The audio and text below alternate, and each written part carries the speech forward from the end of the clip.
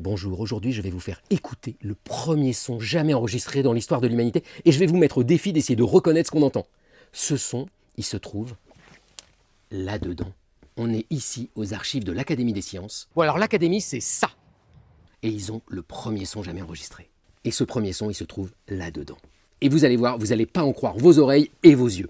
On est au 19e siècle, 17 ans avant l'invention du phonographe par Edison, et il y a un Français, Scott de Martinville, qui se demande est-ce qu'on pourrait photographier le son? Est-ce qu'on pourrait en garder la trace pour plus tard? Et donc il invente un appareil, celui-ci, qui est hyper simple, vous allez voir. C'est une membrane accrochée à un stylet, à une petite pointe, et qu'on va plaquer sur une feuille qu'on a recouverte de suie de fumée, de noir de fumée. Et donc quand on parle, la membrane elle vibre, ça fait vibrer le stylet, et donc si on fait avancer la feuille en même temps, on dessine le son. Et voilà le premier son jamais enregistré, regardez-le, il est là. Les petites vibrations que vous voyez là, c'est les vibrations du stylet. Et alors récemment, des chercheurs se sont dit, est-ce qu'on pourrait reconstituer ce son? Et la réponse c'est non, c'est une catastrophe, on n'entend rien du tout.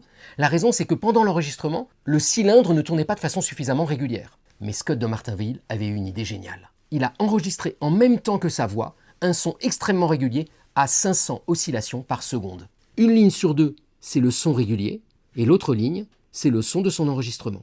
Et donc en faisant ça, Scott de Martinville donnait en quelque sorte la clé pour décrypter ce son. Et ce son, je vais maintenant vous le faire écouter. Alors vous tendez bien l'oreille, c'est le premier son jamais enregistré, donc il est un peu pourri. Il faut que vous reconnaissiez ce que c'est. Écoutez bien, c'est parti.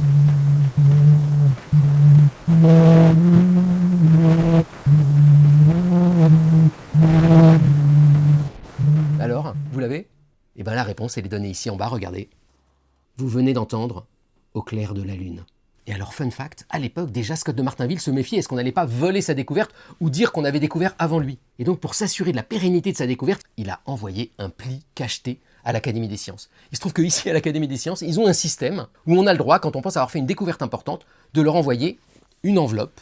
Là, je vous montre l'enveloppe d'origine de Scott de Martinville, cachetée évidemment, où on décrit sa découverte ou son idée géniale. Et on peut, quelques années plus tard, si Edison dit « Ah mais non, j'ai découvert ça avant toi », demander à ouvrir le pli cacheté. Et en l'ouvrant, on voit ce que la personne avait découvert à une date précise. Bon, il n'empêche, c'est quand même Edison qui aura le grand succès parce que Edison, lui, il a trouvé non seulement la façon d'écrire le son, mais aussi de le relire. Et ça, c'est la naissance de toute l'industrie musicale moderne. Bonne journée!